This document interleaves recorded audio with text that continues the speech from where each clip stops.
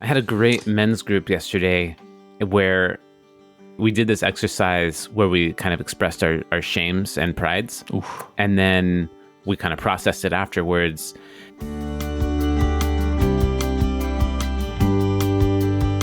And I had meant, when it came to my time to share and process and stuff, I mentioned like it was kind of hard for me to dig down for things I currently feel shameful about, because I've done so much processing and I've done like a lot of work that I'm so at peace with myself and stuff. I don't feel the weight of the shame. Like I felt shame in the past and I understand it, but I'm not currently suffering from it, if you will. Later, one of the guys turns to me and he's like, "Can you tell me more about that? Like, how did you get? How do you do that?" Yeah. And then, so I went on I tried to do a really truncated rant about free will. It came from many different avenues, like this kind of work, spiritual work, physical work, mental work, spiritual work, all that. But like one thing that's really resonant on my mind right now is this free will thing, and how you're a product of everything that's come before you. So you have no control over it. So it really wasn't your choice. So why would you feel shameful about it? It just happened to you. Another one of the guys in the group was like, "You should do seminars on this." And I'm like, "I'm working on it." Yes, it was really nice. It's on the list. It was really nice to kind of get some positive feedback about my efforts towards men's health and betterment and stuff. And it's like, oh, maybe I've been kind of putting myself down about this a little bit too much. And like, I do have an avenue towards God mode being something that I can, because both the men's group facilitator, who was a therapist of like 15 years, he asked me if I wanted to host my own men's groups, and he wanted to partner with me on doing retreats and stuff. And like, wow, it's really, really exciting. That's amazing. Yeah. He got a new office. He needed help painting it, and I volunteered.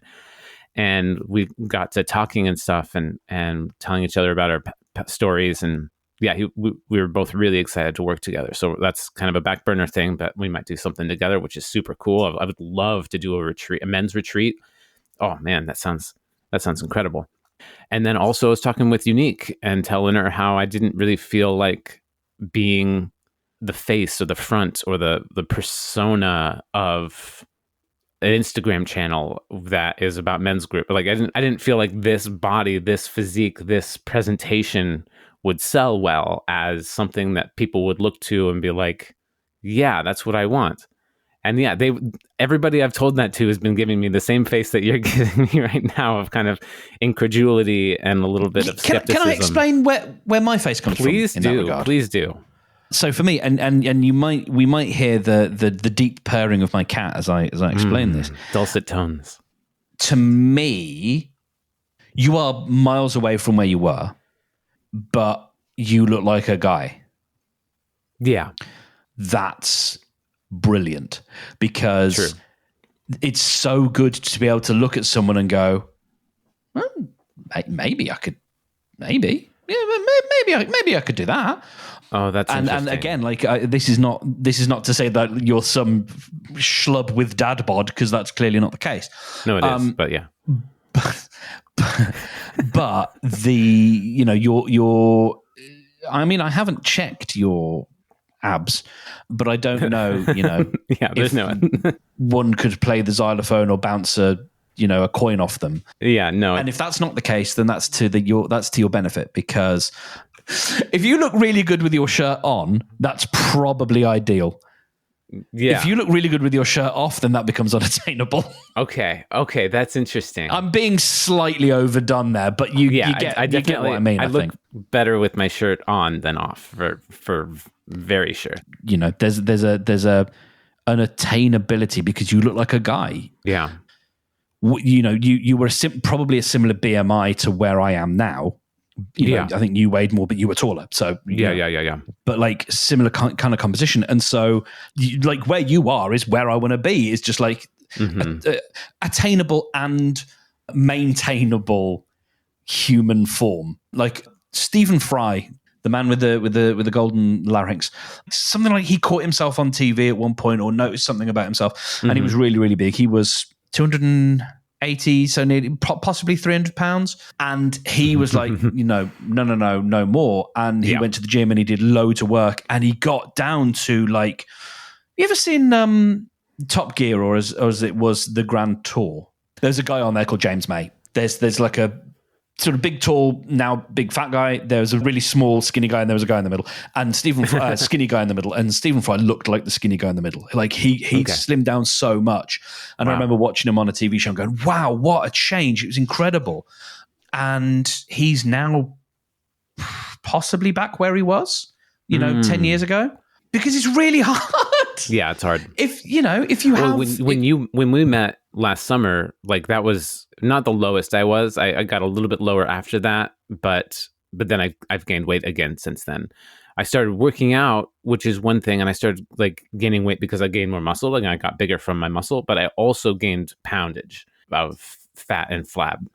And that really shook my confidence, gaining more fat again.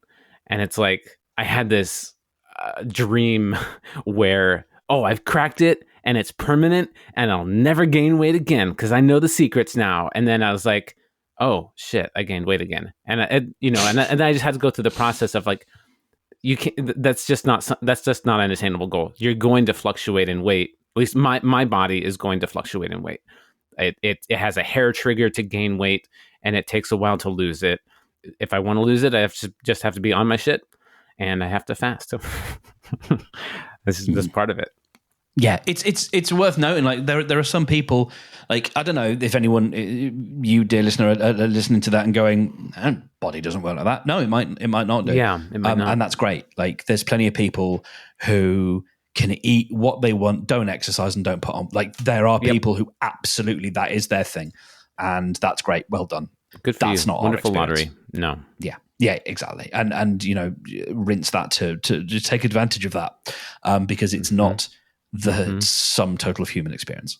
Yeah, for sure. I don't know if there's anyone who needed to hear that within our listenership, but it's there anyway. Yeah. So yeah, like this stuff doesn't necessarily come easy to everyone.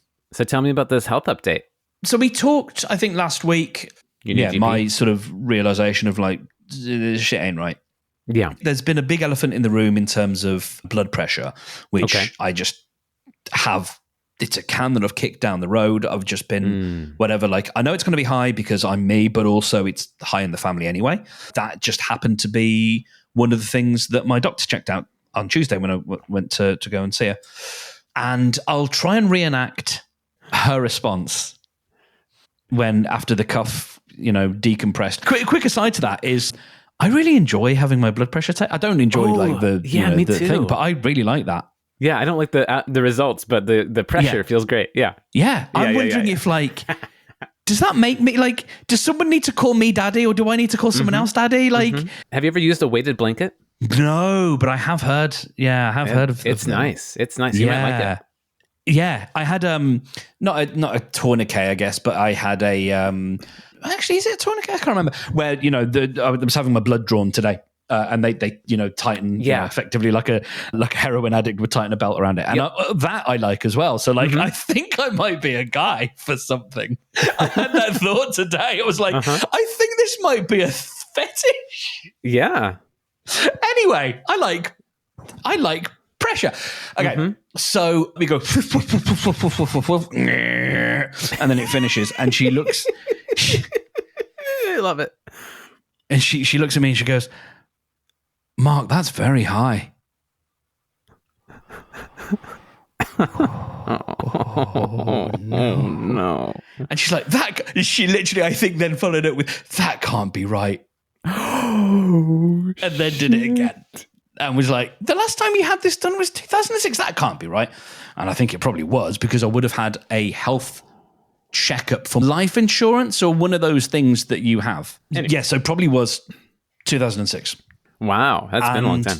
It's a long time. It's so was her incredulity to 2006 or to the number that came up? Oh no, it was very much the number. Okay, just checking. And then I think also like the number is that high, and the last time you had it done was 18 years ago. Yeah, so that was a whole thing, and then her voice got quite grave after that, and she was speaking quite softly. Like we were having a bit of a jovial time beforehand. And we were talking about sleep, and I was describing like waking up sometimes again and that was all quite fun and stuff. And then she did the and then it was like, oh no, Mark. And then suddenly it was all vocal fry, and it was all loud down here. No. And she immediately put me on something called aldonaprin or something, which is a blood pressure medication that they give to older people, because she didn't want to put me on the one she would normally put me on until I have my blood tested and checked for kidney stuff. Sure. Because they want to make sure they don't do damage to your kidneys. So she was obviously like, yeah, we need to get this sorted right now. And so put me on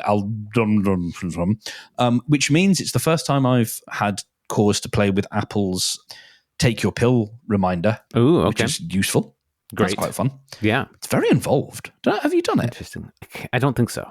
It asks you a lot of questions. I think it's because it's trying to think of like someone who might have lots of different pills at different schedules and different times, which is very good. That's great. So like it asks you to identify the pill neat. and to like pick its shape and color and all that kind of stuff. And so it will say, take this and this. So it's actually going to be very good. Like if I end up on multiple regimens of things, it will be sort of pretty good for that. Yeah, so I started taking that on Tuesday, and whether it is, having read up, it's possible that you might find some effects. Some effects can take effect within hours, and some are like weeks or whatever. And whether it is what's that band's name? Alcoholic, the band I mean. I have no idea what you're talking about. Oh, you keep singing it. Placebo. Oh, the band is called Placebo, and the effect that I was describing is called Placebo. I love it. A friend in need's a friend indeed. A friend with weed is better. A friend with breasts and all the rest. A friend who's dressed in leather. Ooh, I like that. They've got a good message. Are you not aware of Placebo? I've heard the band name, but I've not.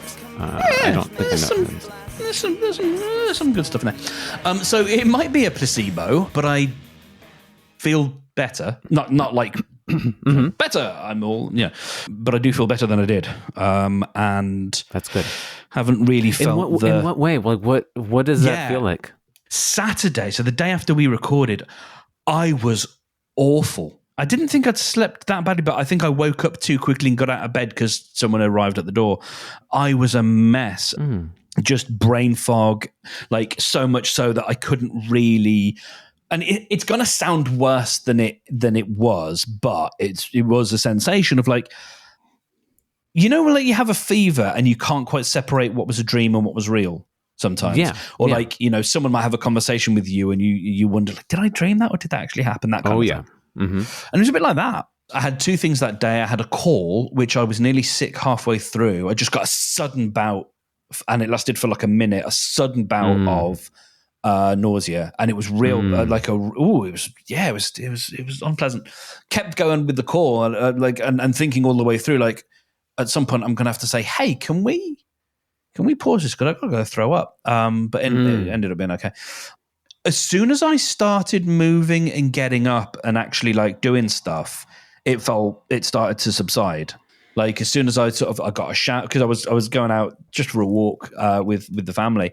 I thought, well, if I, let's get up and get checked. I wanted to go. I didn't want to call it off, because I knew it would be good. I knew it would be the right thing to do, to get out and be outside and be walking. So as rubbish as I felt, like I wasn't going to cancel because I knew this would be good anyway. That's not why we were doing it. We were just doing it to hang out, but I knew it would be beneficial. Yeah, did that. But as soon as I started moving, I was like, I was starting to feel better. But really noticed that. And so I brought that to the doctor on Tuesday with a bunch of other things. And so, definitely haven't had that sense of lightheadedness. Sleep, all right, actually. Like I don't know if I'm sleeping that differently, but I definitely am not as like massively groggy when I wake up and sort of feeling like I never really quite fully wake up. Like I actually am. And today I and yesterday started to notice halfway through the day, like, oh, I've got some beans. Don't know if I'm full of beans. I've got beans. And today, like, oh yeah, no, I've got beans again. And I actually, Tuesday when I went to the doctor's, my doctor is a 40-ish minute walk away, just because I've never bothered to change surgeries and I'm lazy. Or it's a 10-minute bus ride. 5-minute bus ride, and I caught the bus on Tuesday because I didn't feel up to the walk. Today, not a problem. Cool. So that in and of itself is a whole thing. I had to hand them some piss today, and hand them some blood, and then have an ECG, which I don't think I've had before. Is that the thing that's also now on the new Apple Watches? It is, but it is entirely a different process. Okay, interesting. Yeah, to the point where you're like, yeah, no wonder Apple aren't getting medical approval for this because it's nothing. Like an actual ECG, you've got multiple contact points all over your body, including your ankles. So they stick these funky little pads like everywhere, like Neo from the Matrix when he's got all the plugs in him. Yeah. And you've got like multiple down different sides of your body. Like there's one like up on your shoulder and then down on your ankles and stuff. They're fun. They're quite fun to pull off afterwards. It's funny the little things you notice, like as a nerd, like you just notice little things. And like as someone who notices little things, I was like, oh, isn't that cool? They've got a little pull tab.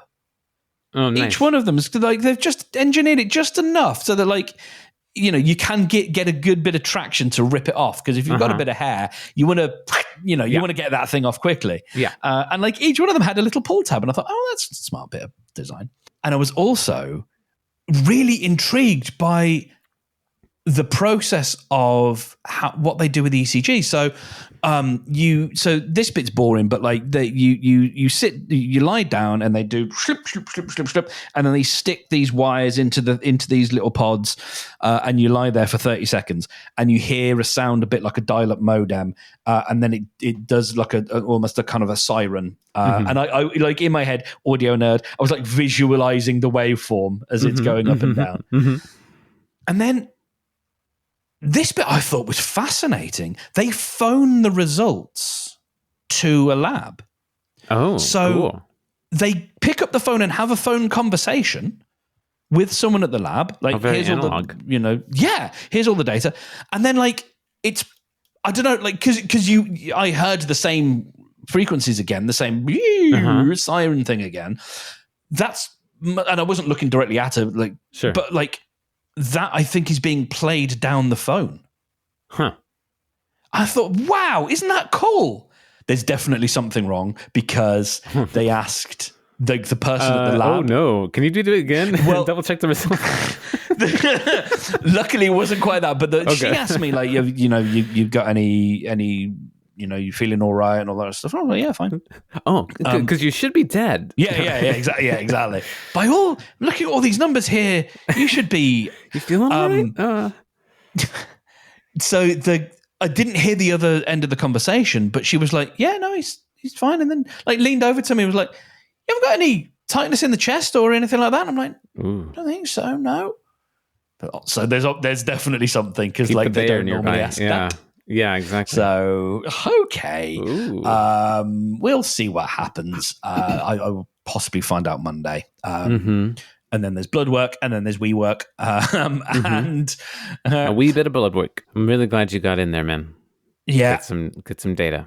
Yeah. Proud of you. Well overdue. There's no wrong answers here, but how's the maintaining of your abstaining going of a recent change? My cola usage. Just curious. Oh, mate, I'm fucking drinking cola. Not every day. I get it. But yeah. Because just curious if it came back. I think we'll get to it. I know you know what I mean? It's like, I can see that, but like, in terms of things that need addressing, it's way down the list. Yeah, like diet is the big thing that needs addressing first, and so while I do that, I'm just gonna have the odd thing while I do. I did get some kombucha, yum, over the weekend, which I didn't hate it. I didn't enjoy it. Yeah, same experience for me at first. Yeah, I think what I like is it feels kind of a grown up drink. Yeah, without the. I mean, I know there's the whole thing about it's like fermented, so it's like whatever has some alcohol content, but like, yeah, like 0.5% or something like that. Yeah, yeah, exactly. So it's but it has the same kind of difficulty level, if you like, of like an alcoholic drink. So it kind of has, there is something kind of grown up about it, which I did appreciate and did make me think, okay, it's not necessarily an everyday thing, or certainly not, to the quantities of a Coke Zero, but like, there are these actual positive health benefits that you can tack on top that sort of feel, okay, you know what, I could. I'm clicking on learn more on that one. I'm definitely curious and to see how things are. It's still very new to us here in the UK, and so I don't know. I saw a few flavors available, and I think it was still probably fairly pricey. But like, it's there, and it remains an arrow in my quiver.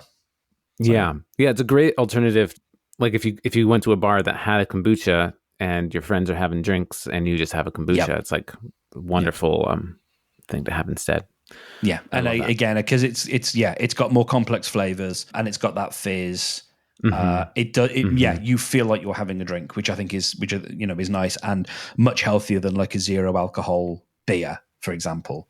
Way fewer calories and all that kind of stuff, and all this nice gut health stuff as well. So I can dig it. I think.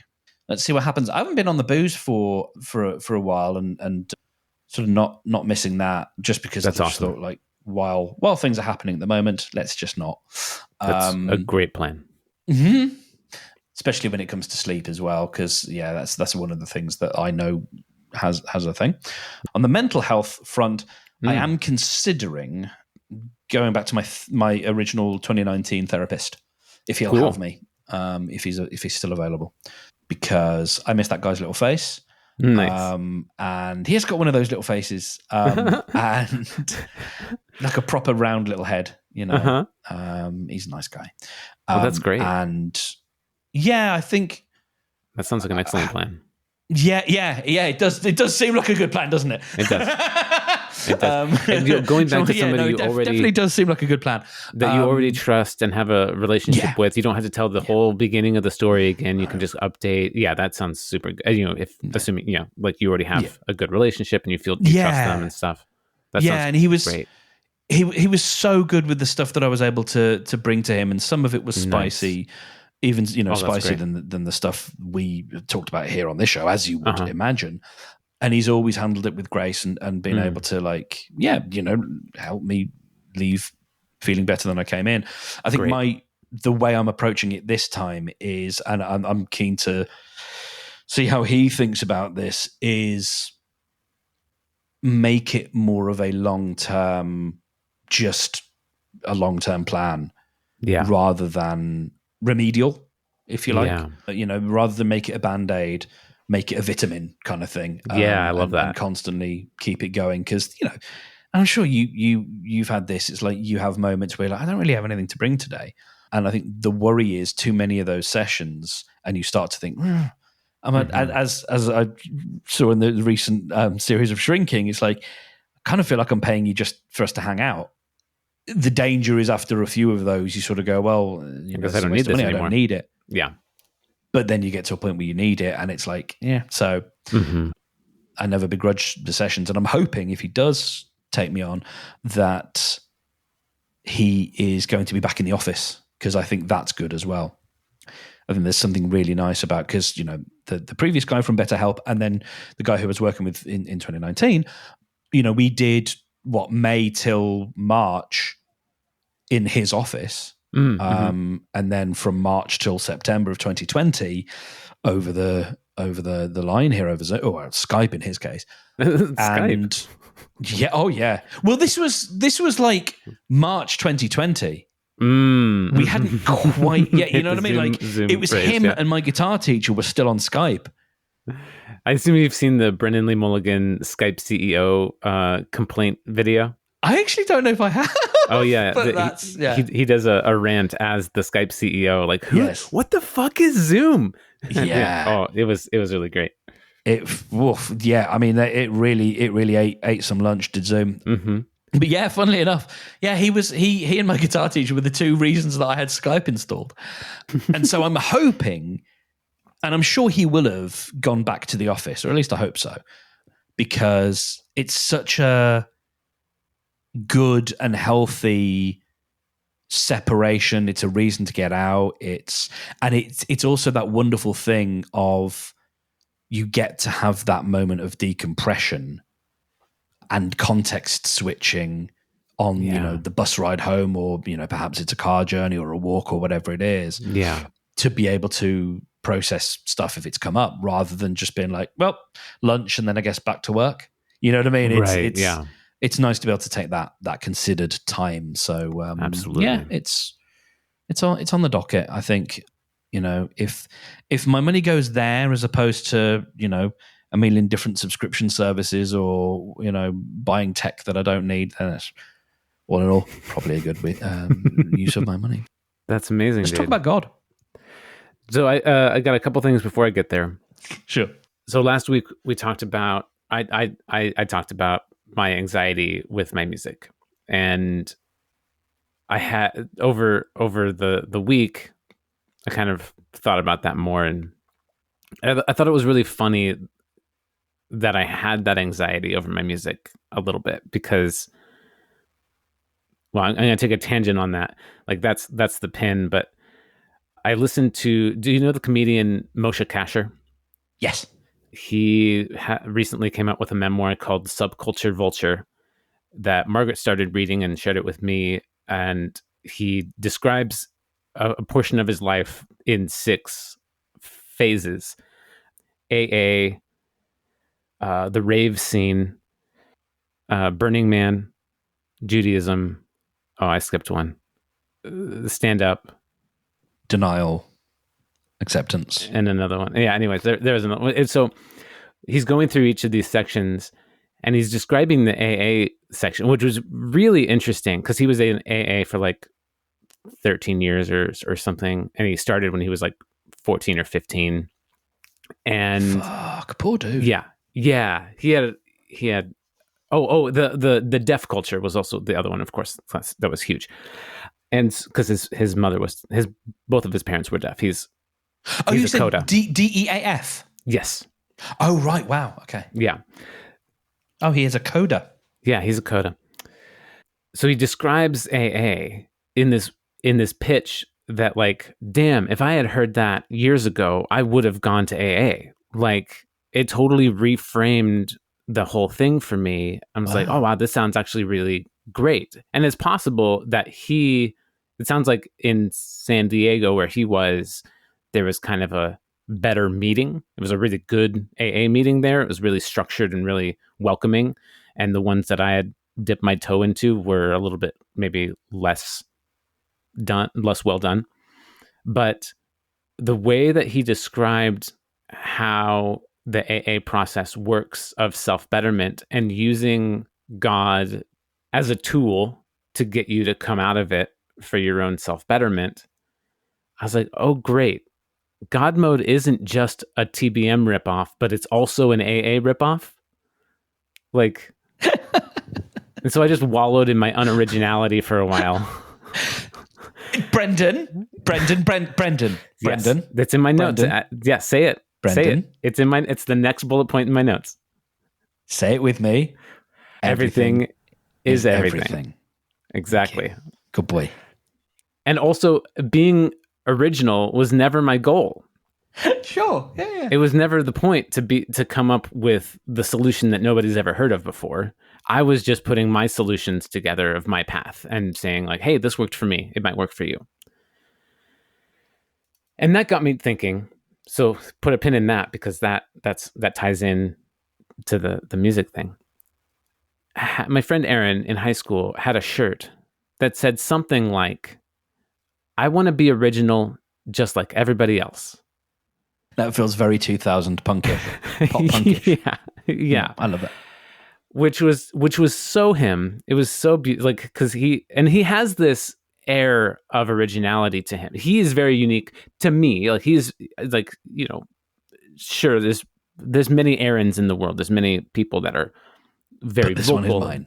yeah, but he was unique to me in my eyes, and I admired him, and I in some ways wanted to be like him. And I got this impression that originality was really important to him, and uniqueness.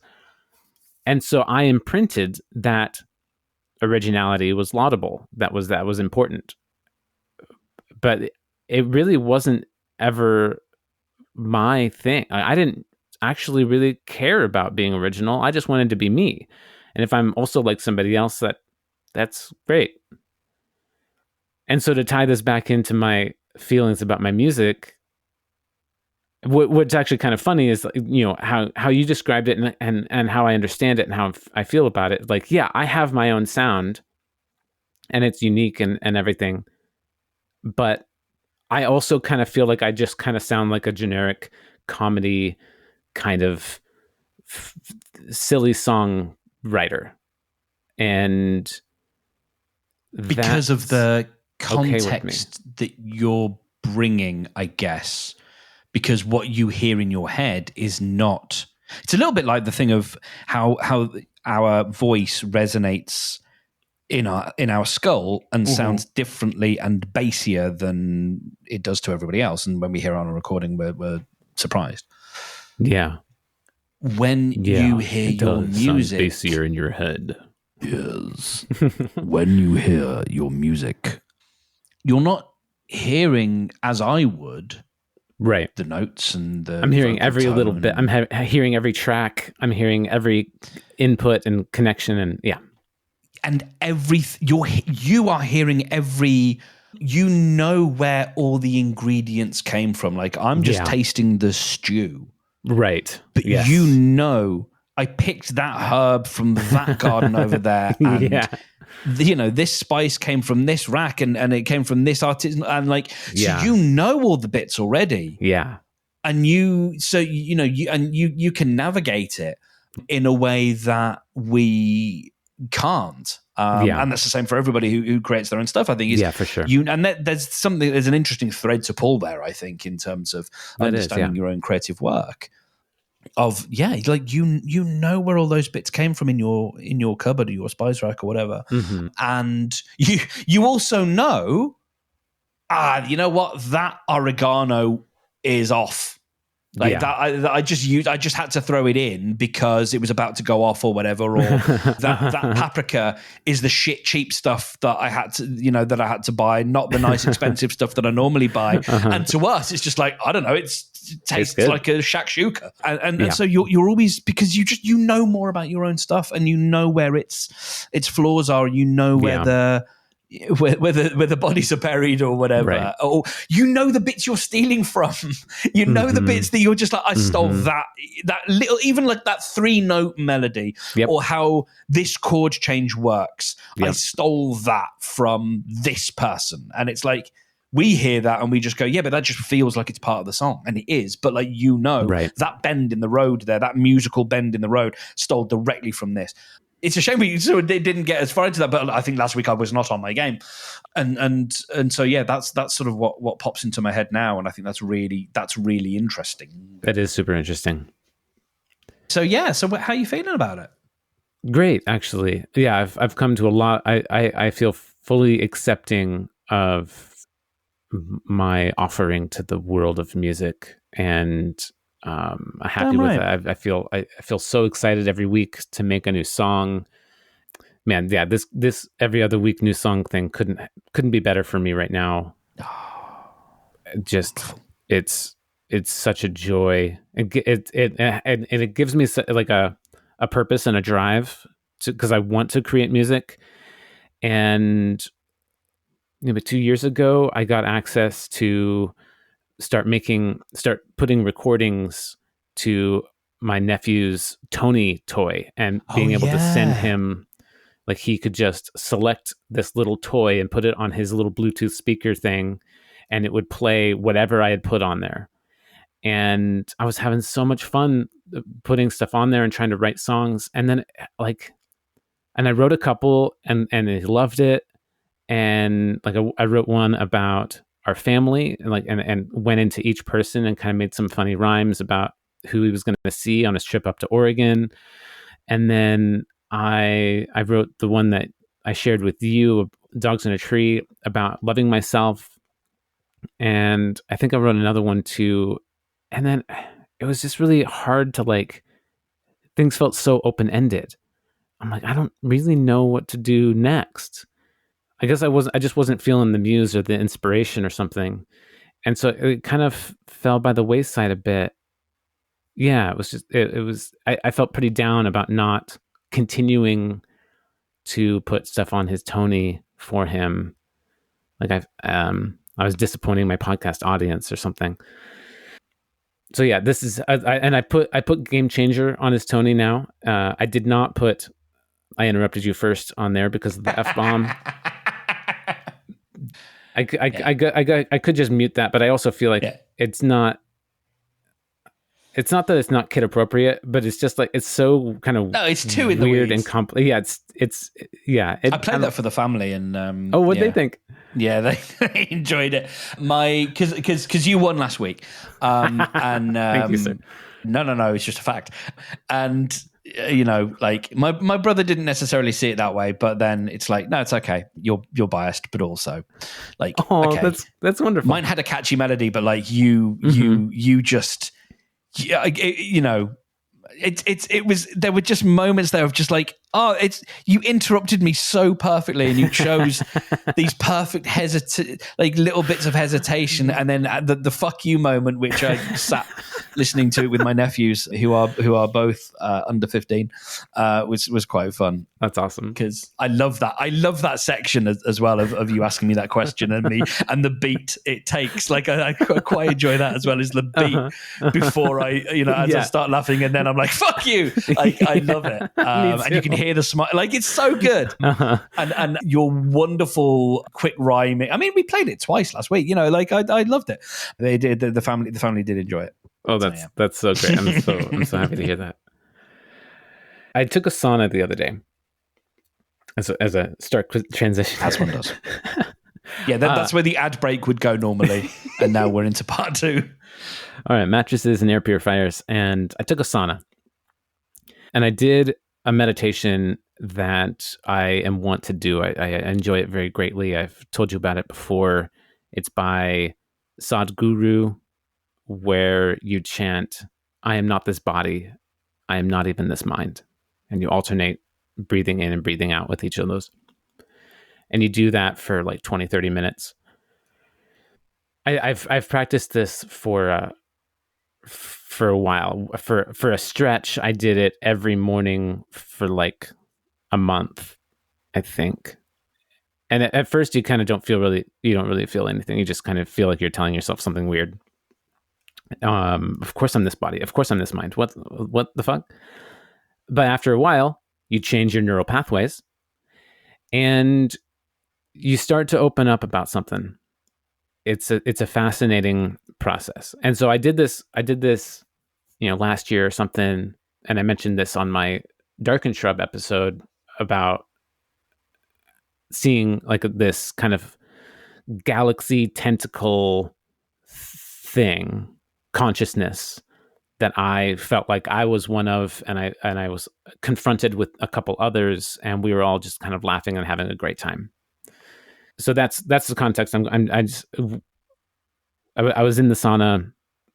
My playlist of music had stopped, and I decided, hey, I haven't done this meditation in a bit. Let me kick the tires on this again.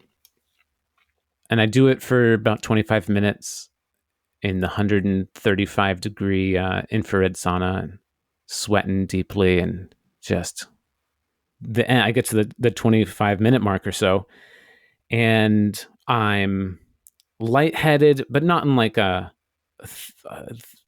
dying of thirst, I'm in trouble kind of way, but lightheaded, like I'm leaving my body. I am feeling something else. I'm not here. I didn't see any tentacle monsters this time, but I did have a separation feeling.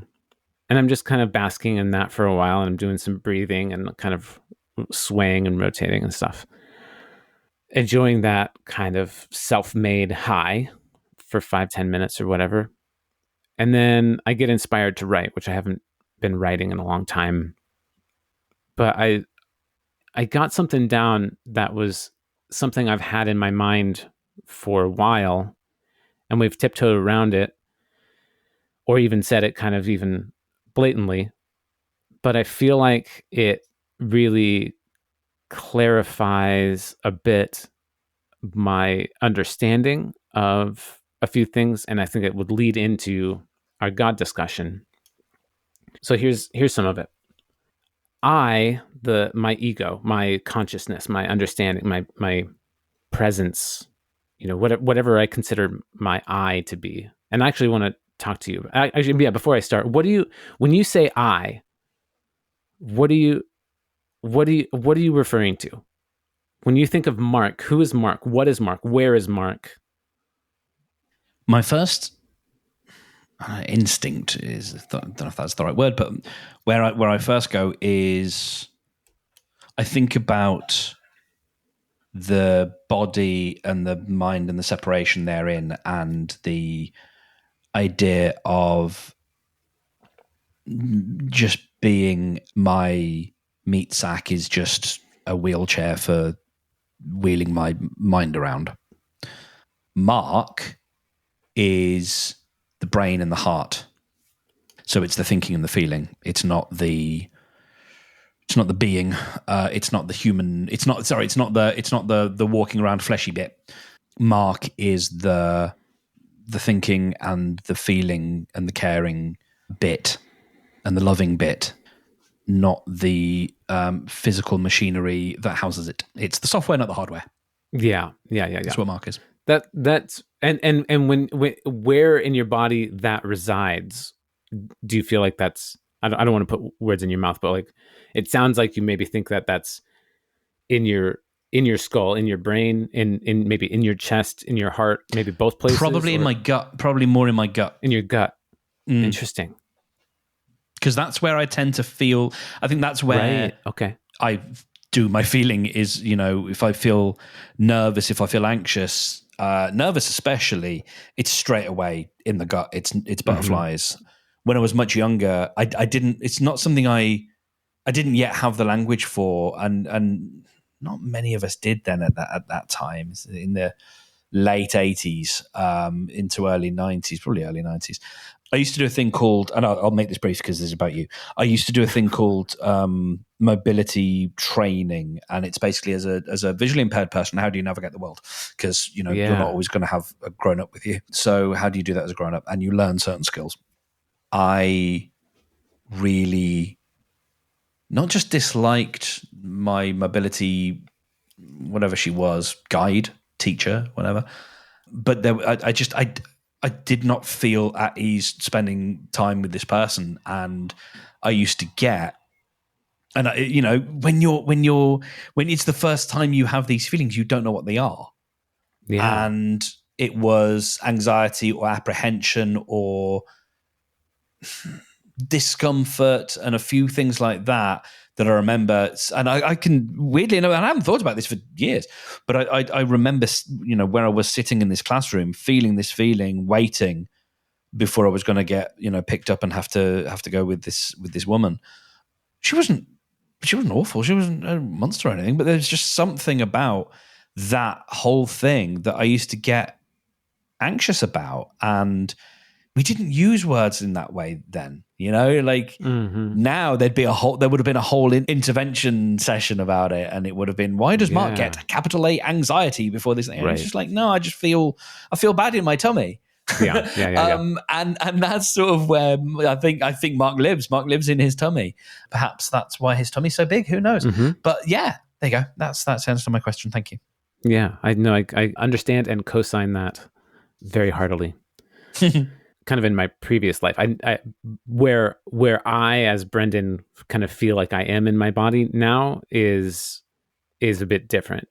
I now feel like I'm not outside myself, but there's, I get, this isn't exactly it, but like an image that comes to mind that I feel like I can express is a Brendan-shaped spirit or ghost is walking and moving exactly in line with however my body is also in like a different plane of existence, and it's just also it's taking up the same spot. It's not actually of my body, but it's here in the same position. I'm imagining you being rotoscoped. Yeah. That's sort of what I see in my head is, there's this animated outline that's exactly following your movements. Yeah. Exactly. I am a consciousness that currently resides in this body. This body contains a mind that I use as a tool to operate the body and navigate this physical plane. Okay, so the mind and the body have features, including autopilot. If I, the ego, the real me, the spirit me, if I check out, my mind keeps thinking and my body keeps breathing and doing. The body can drive or walk itself home. The body can make grunts and nod in conversation I'm bored with. The body habitually will go and do things I've told it to do repeatedly with my previous actions, including food and drugs and behaviors I've decided I don't want anymore, but haven't yet repeated the new pattern enough for it to follow. Same with the mind as well. The mind will replay thoughts that I ruminate on. The mind will remember fears and emotions that are sitting in the docket to be processed, or will go back to the old favorites, whether or not I actually like them, that I choose to think about when I'm operating the mind. So to overwrite the autopilot function, as we've talked about before, everything is everything. You have to create a new autopilot program. You have to take active present control of your body and your mind in real time for extended periods of time, repeatedly, to develop the new pathways, develop the new muscle memory. The mind and the body also have like self-preservation features, including repression, especially from an early age before the ability to process has fully been developed. And they have tools of communication as well to tell me, the consciousness, what is going on with them. They don't have written or verbal language, but languages of their own. Like the body will gain weight, develop symptoms, have aches and pains, become stiff and swollen, and a myriad of other conditions, all pointing to what the issue is, like a check engine light or a fuel gauge, letting us know. Yeah, to me, I'm now thinking of that as the firmware. Yeah. That sits in between the software and the hardware. Exactly. The autonomic system. And the mind also has those with depression, anxiety, overwhelm, fatigue, and many other feelings and emotions that don't just tell us what's happening, but they also tell us what to do about it. We don't always know. We weren't given a guide to interpret all these things. It's up to us to figure it out, but it's telling us.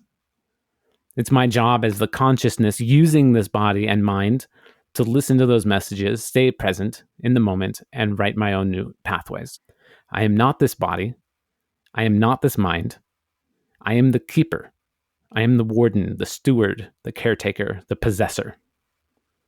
I'm really interested. Like, I'm sure each of us has our own metaphors for understanding things, but for me, the idea of software, firmware, and hardware, maybe because at the moment I'm in a very techie, codey kind of place at the moment. I'm having fun building and tinkering. No, I love that. And it fits with God mode too. And this is not a detour, but just a brief sort of stopping off point for me. Yeah.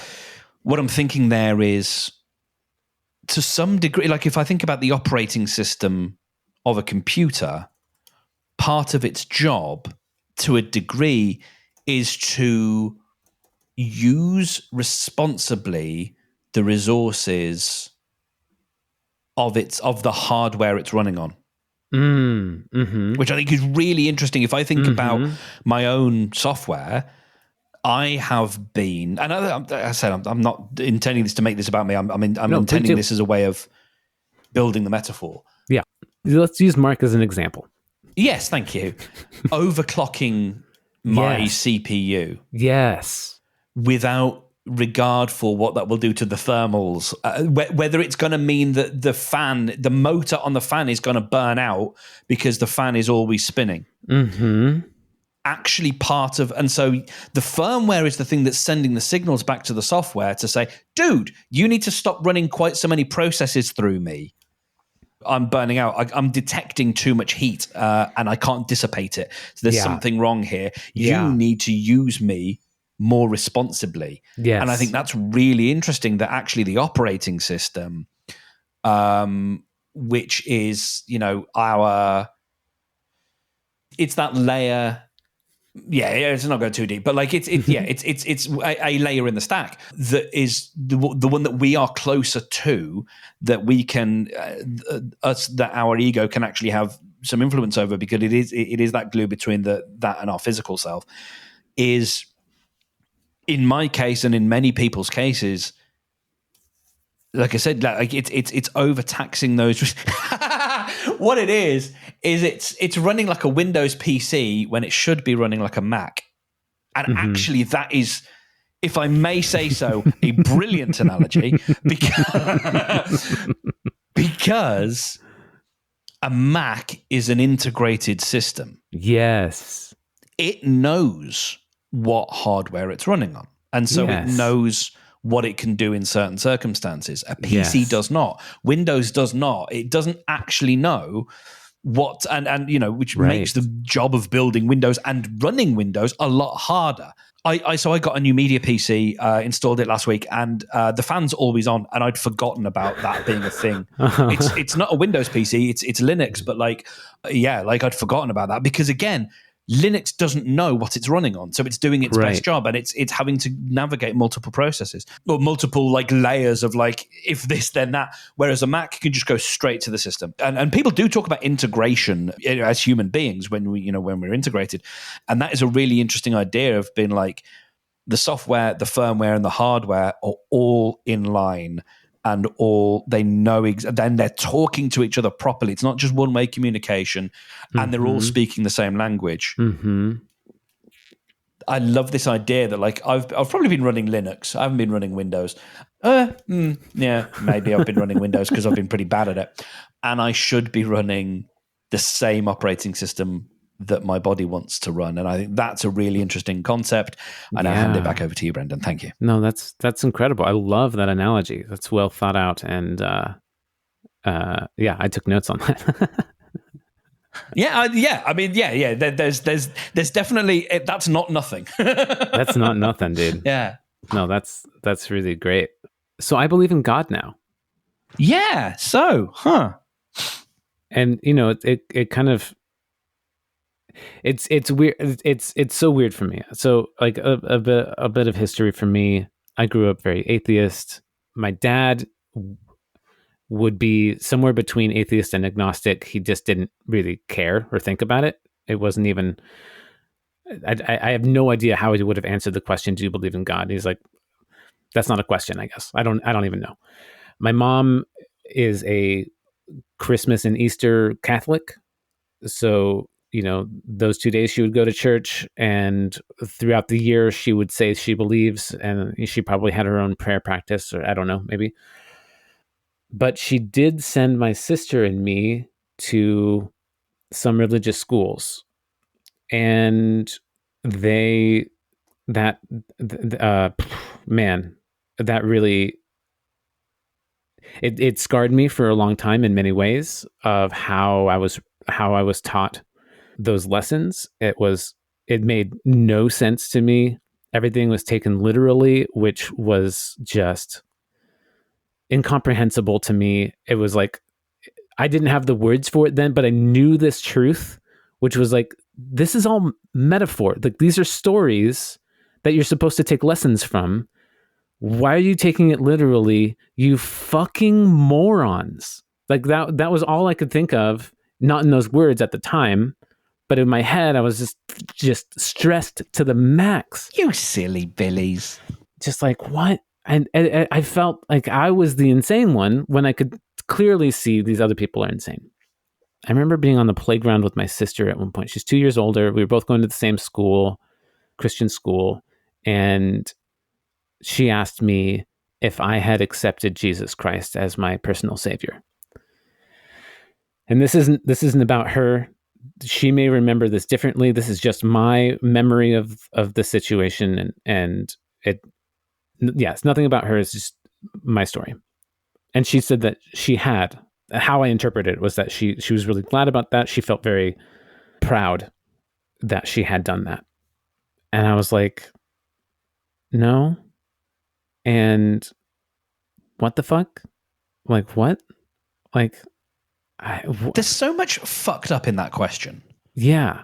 Because, and I was going to put a pin in this, but now I guess I'm pulling the pin. Pull the pin. I really, and I think I always have, but I think one of the things I'm realizing now is like, I really have an aversion to what I'm going to kind of call like, I don't know, secondhand language. Like, I don't know if is that the question that she phrased to you, and I would not. That's how I remember. Be surprised if it was. But that's how you remember it. Yeah, yeah. Because that is such a one of those. Like, I know the script. I know that. Have you accepted the Lord Jesus Christ as your personal savior? Like, I really dislike what feels like borrowed thinking. It's like, yeah, you haven't even rephrased that. So there's that thing which I rub up against, but also we've talked about acceptance before. Like, you accept something that is a fait accompli or a truism, an inevitability. It's such an shitty question because yeah. There is no way. It's like, do you deny that this thing happened? No, I don't deny it. It didn't happen. Like, when I'm did not you stop denying beating your wife? it. Yeah. Yeah, like, I'm not denying. Yeah, I reject the premise of the question. Yeah, exactly. Yeah, it's so shitty. Of like, do you believe in God is fine? Do you believe that Jesus exists? Do you believe that Jesus is... Even the question, do you believe that Jesus is our savior, is a much better question than, do you accept Jesus as your personal savior? It's like... Yeah. Because if I say no, then it's like, well, you're struggling to accept. I hate it. And of course it's phrased like that on purpose. On purpose, yeah. Okay, carry on. Yes, let it out, Mark. Let out the demon. Yeah.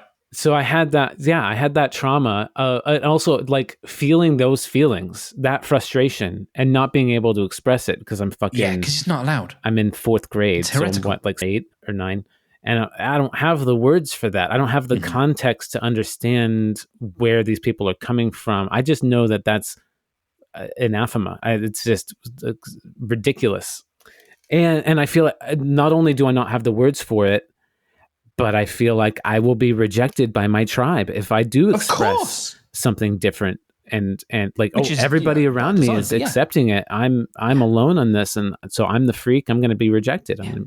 You're the heretic. I dated a girl who was in a foster care system and was put into a household of extremely religious. We go multiple times a week, kind of super strict. Got to read the Bible every day. Can't watch Harry Potter.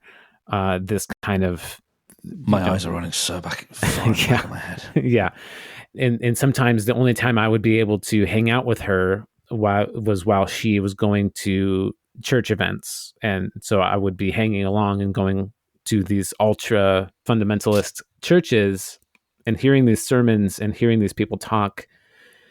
And so I was exposed to a lot this side, the fundamentalist side, a lot as a child. And so my lived experience was that religious people in general are super fundamentalist. Also, then, when I started entering into being able to choose my own media and inputs and things, I started two major things. Stand-up comedy in general are same. A lot of alt comedy in the 90s was, my God, mate, anti-establishment religions. What a savior! Yeah, and then ironically, and then there's this movie called Religulous by Bill Maher, where he goes and interviews a bunch of fundamentalist people and tries to, half convince them that they're ridiculous and half point out how stupid and silly they are and mock them.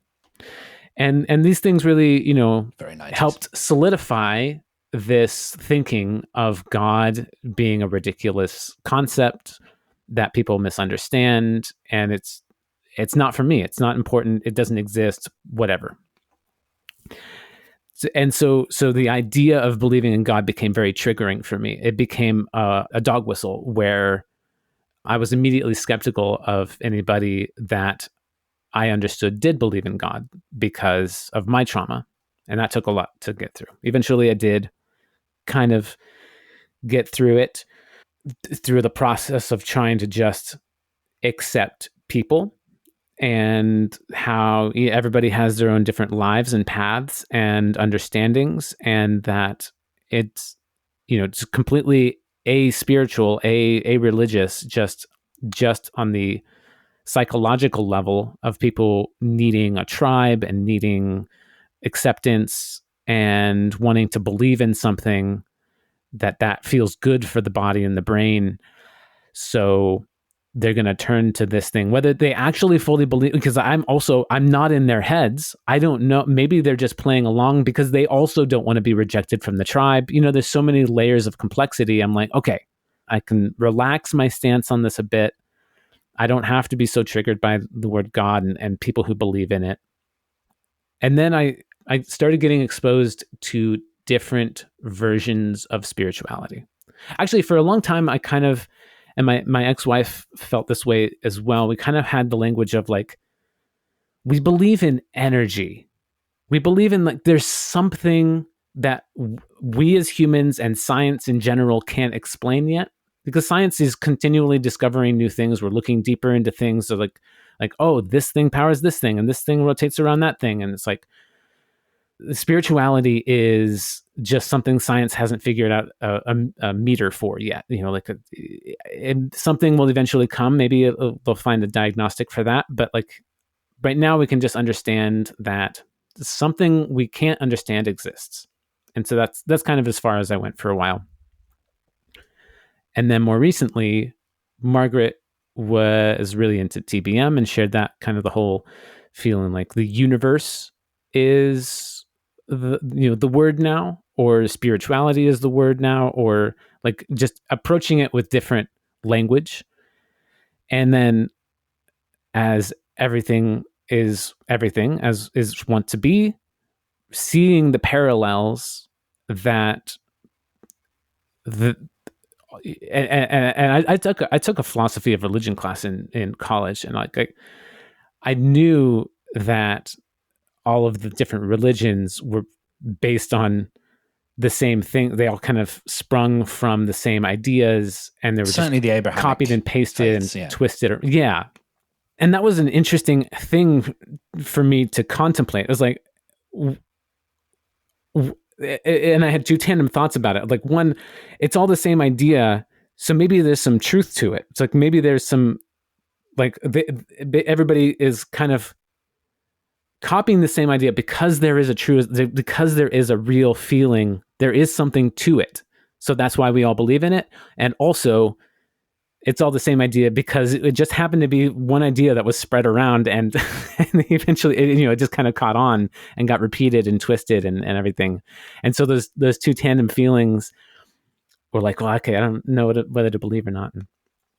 And then I started to experiment with psychedelics, and that's super mind opening. Like, that's just, everybody knows it. That's pretty trite at this moment, but like, it was not the first time I used psychedelics that it was profound, but using them over the course of a couple of years, maybe every 6 months or so, it definitely helped with some mind expansion, rewriting neural pathways, recovering from traumas, busting through roadblocks, preconceived notions, and allowed acceptance and allowed inputs. And then, on top of that, also giving me these experiences that feel so true and so real, of leaving my body and connecting with other spiritual planes and getting messages from something that's bigger than me.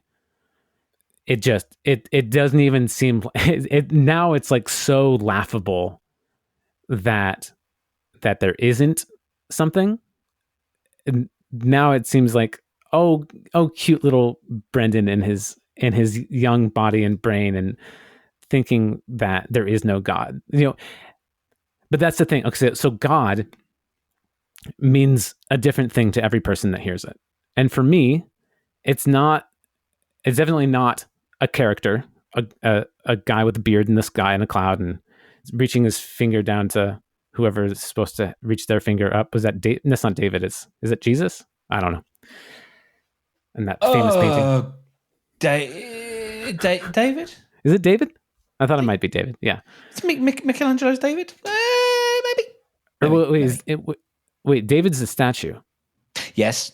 Is it also a painting of David with God touching? I don't know. Oh, no, it might be Adam. It might be Adam. It might be Adam. Oh, Adam makes more sense. Adam makes more sense. Anyways. Let's go with Adam. Sure. Yeah.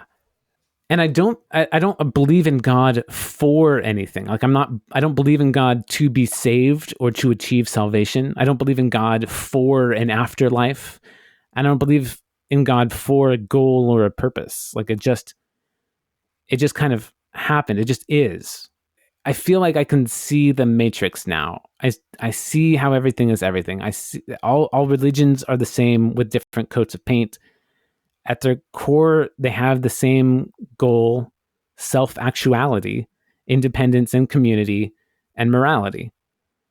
I used to balk at the morality aspect of religions because they were so high and mighty about it. And me, as like who I consider to be a very moral atheist, I was like, you don't need to have religion to have morals. That's insanity. Like, I'm a good person. I am better to my fellow human than these religious people that I see around me. I don't. Yeah. This is ridiculous. And you're not abstaining from bad behavior for fear of retribution. You're doing it because it would be against your personal code of conduct. Yeah, exactly. I don't fear eternal damnation, which is like, holy fuck, what a thing to put into a child's mind. Yeah. They've lived on this earth, on this mortal plane for 3, 5, 10 years. And that's an eternity to them already. And you're going to tell them, okay, now you're going to live another, 50, 60, 70 years, and then you're going to die. And then you're going to spend eternity. And it's going to be awful. An infinite amount of time. Because you masturbated. You have to gnash your teeth and get burned by fire and poked with a pitchfork and laughed at. And it never ends. And all because you masturbated. It's so fucking stupid. Mm-hmm. Yeah, it angers me. And it's interesting, like you talked about being triggered by God. And I was having a conversation this morning about the signals I receive by people who communicate poorly. And I realized what it is. It's people who communicate poorly and loudly. So, like a trumpet, for example. Yeah. I realized as I was thinking through the process, like people who don't communicate that well, but don't do it loudly, I don't have a problem with. I do equate loudness and an inability to communicate with being dumb. Like you're just dumb. Being a bad communicator doesn't make you dumb, but in my mind, being a bad communicator and being loud about it, you're fucking dumb and you should go away. Yeah. I have that same, it's the judgment, it's all that, it all fires up in me. And I have the same thing when I don't do the dating apps anymore, but for example, if I were to look at a dating profile and it'd say, Christian, I'd be like, blah! Like, no, absolutely not. Because, and I used to hang around with I used to go to a youth theatre group that was run by not Christians, sorry. Well, they were Christians, they weren't Catholics. They were Methodists, and which is more akin to Lutherans, maybe, or Presbyterian. Anyway. They have a Methodist to their madness. to their mad, Methodist to their Methodist, to their mad, yes. Two of us will be intolerable. Yeah. So like I still am if not triggered, then maybe for want of a better word, triggered by like someone who is like I absolutely am. When people start talking about faith, I'm like, oh, okay. All right, I've got to do this now. And I get it occasionally with the stuff I'm editing, and it's, okay, fine. I'm sure you're smart, but yeah. And so like the same judgments come up for me because I can't divorce that groupthink and the things that you've already laid out about like how dare you tell me how I should live my life or how anyone else should live their life, which is not what people are saying when they say they're religious, not necessarily. But yeah, when I hear that, I sort of go, oh, I wonder what else is lurking under the surface that isn't right. Yeah, I completely so co-sign that. I'm like, if you believe in this, I can't trust anything that you're saying. There's just it's tainted. It's just, and I'm sorry, listener, if you are religious or this is upsetting, I'm sorry, but like I'm not saying it's right to feel this way, but that's certainly how I feel. Yeah, it's just I can't, and I can't. I would rather not have that judgment. I would rather be a little bit more curious. But that's why I'm interested in this conversation. That's why I've been so interested in having this conversation, because I'll be honest, because we can be in this space. Please do. If you'd have come to me and you'd said, I think I've accepted the Lord Jesus Christ into my life, not sure we'd be doing this podcast anymore. Yeah. We'd still be friends, I think. But maybe, yeah. But we probably talk less. Yeah, exactly. It will be different. Yeah. And I'd be wondering about if we were all going to hold hands together when we were saying grace every time we sat down for a meal when I came to see you. There was a period of time where, and I still do this very occasionally because I don't usually. It's not a habit. It's just kind of like, oh, it pops on my mind. But when I sit down for a meal, I'll be like, "Thank you, cow, for sacrificing yourself for giving us this meal, and thank you, farmers, for these vegetables and that kind of thing." But we don't really like, "Thank you, Almighty God, for your grace of giving us this meal," or whatever. I don't know. My friend, and we haven't spoken of her for a while, but one of the patron saints, one of the two angels that sits on the shoulder of this podcast, Anya. Hi, Anya. Has previously run. She did this as part of the podcast that I helped her with, and I've heard her run this before. I think it's like an unseen hands meditation, and it got me really interested in thinking about. Well, this is a slight tangent, and we'll come back to it, but it's like. It really got me thinking about how many people does it take to sustain a human life? I find that really interesting. Like, if you think about all the things we use and need, like, it would be wonderful. It'd be incredible to map that out and to look at like because it's almost everyone. It's, you know what I mean? Like, it's yes. There's so much that it takes now to sustain a life. From the people who pick the cotton that makes your t-shirt, the people who make the software that runs on the printer that prints the thing, the prints onto the garment, the people who who weave the uniforms of the delivery people, who like all of that. It's incredible. But she had this meditation about being recognizing and being grateful, or showing gratitude, or at the very least feeling gratitude for the many unseen hands that go into your life, into every aspect. And so I think that's a really good thing to do. Maybe not every time you sit down for your bacon sandwich, but like let's contemplate every single person that has ever interacted with our lives. Move, but. To do that as part of a practice, I think there's real value in that, because it just means you are being conscious of what it takes to sustain your life, what this has taken, or all of the work that has taken to bring this food to your table. I think that is a neat and cool thing to do. And the same thing also applies in reverse. I, as a single person, have an impact on all of humanity. And may we say what's been unsaid with kindness, with dignity. May the next breath us home again and again, instantly. Take one deep breath. All of society, all of the world, through That's where I my fall own down. actions. I forget that. Yeah. That's a line from a meditation by Elena Brower that was on an Above and Beyond album that actually helped me very recently with my pursuit into faith, into God, into belief. It's the album's called Flow State by Above and Beyond. In the middle of it, there's 5 tracks where Elena Brower does a little meditation over the top of it. And I was so enamored by it. It was a lot of things that I felt so deeply as true, a lot of things that I had never heard of or thought of before, a lot of things that I pushed back on. I was like, what the fuck? And it was so complex for me. For the first, I'd say 50 to 75 times I listened to it, I could not get through it without crying.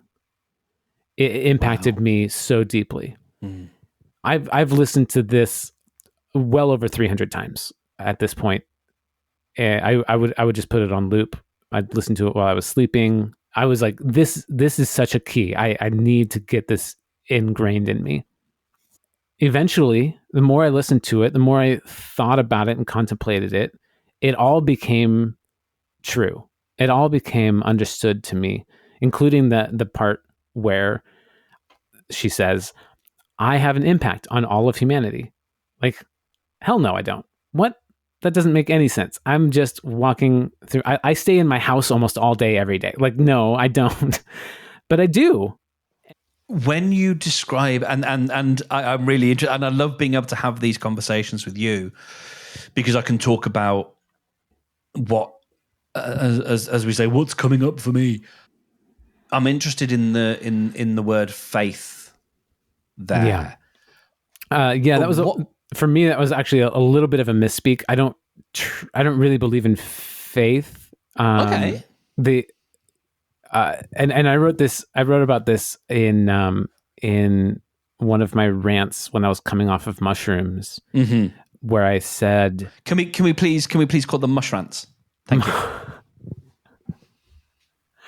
I wrote about this in one of my mush rants. Thank you. Where I said, faith is disbelief, fake and phony. Taking a leap of faith means you don't trust, but you hope and convince yourself it's probably true. Religions and cults rely on faith, manipulating faith and us to believe what they want us to believe. Faith is not knowing, but blindly trusting. Men who preach faith are false leaders. I accidentally kind of used faith as a generic term for belief. Belief is what I believe in more. Belief is what I believe in. You don't have to have an answer to this, but I'm like, but I will. In what do you believe?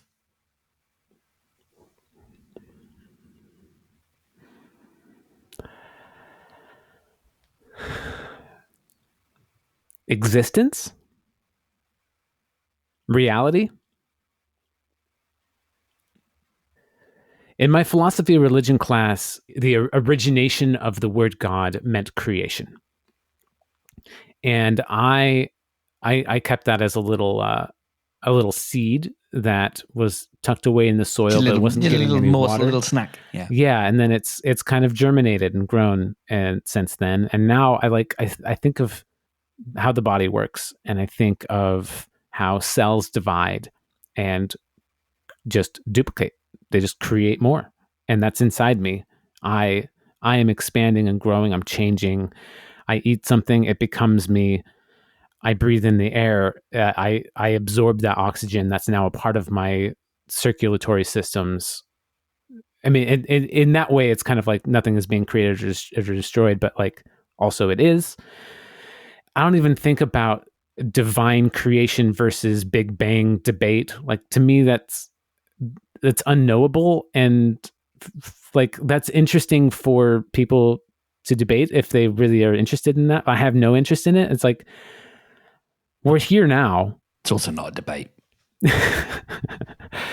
But it's okay. I mean, but I'm like, okay, if God created everything that we, if the character God created everything that we Mr. know, God, yes. Yeah, he snapped his fingers and in 6 days created everything, and the seventh day rested.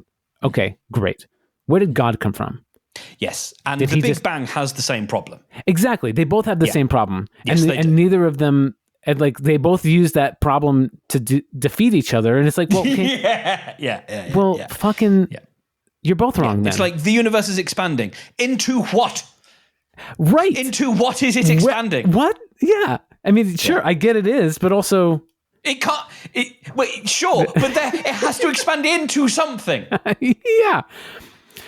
The way I kind of think about this a little bit is the end credit scene of the first Men in Black movie. Oh yeah. Yeah. And in also in a way, because that's all physical. Like, that's like, you zoom out far enough, you get past the edge of the universe, and you're inside of a marble, and aliens are playing with you in the game. But which is also almost exactly ripped from Douglas Adams at the end of The Hitchhiker's Guide to the Galaxy, the radio series anyway. Right, yeah. A galaxy that got potted into a black hole in a game of intergalactic bar billiards. Yes, exactly. And that's a fun idea to me to play around with. I think of it, in my mind, it's a little bit more alternate plane of reality. That, like, this is the physical plane of reality, and there is something like a spiritual plane where that we cannot. Run a Dungeons and Dragons campaign. None of our senses, sight, touch, smell, like can communicate with that, can understand it. So then we're on to perception and filtered perception, as we've talked about before. Yeah, we can maybe possibly contemplate it, but not to its fullest extent. Yep. We're limited by the physical reality that we're in. Mm-hmm. Yeah, so that's how I kind of think about that. We are constantly creating and destroying. We all are Shiva.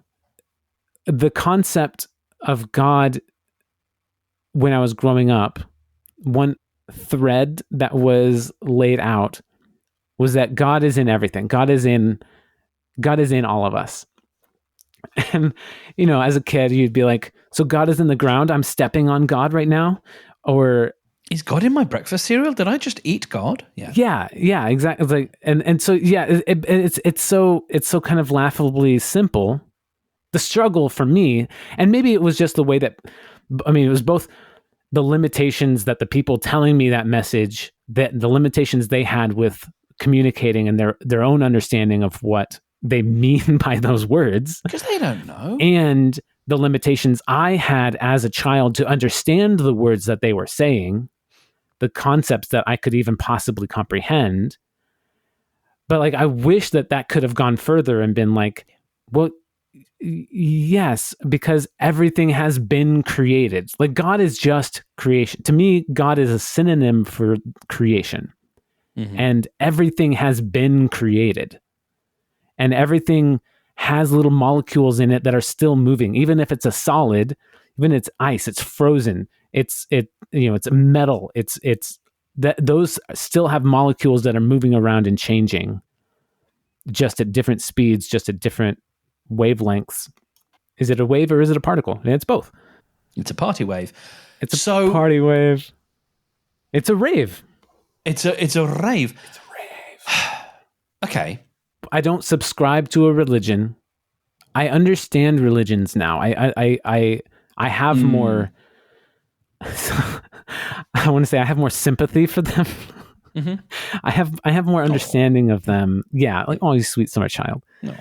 Actually, especially after this was already kind of coming up for me, but especially after reading Moshe Kasher's book, I have a lot more and watching the delightful rom-com series on Netflix right now, Nobody Wants This, where atheist Kristen Bell falls in love with a Jewish rabbi.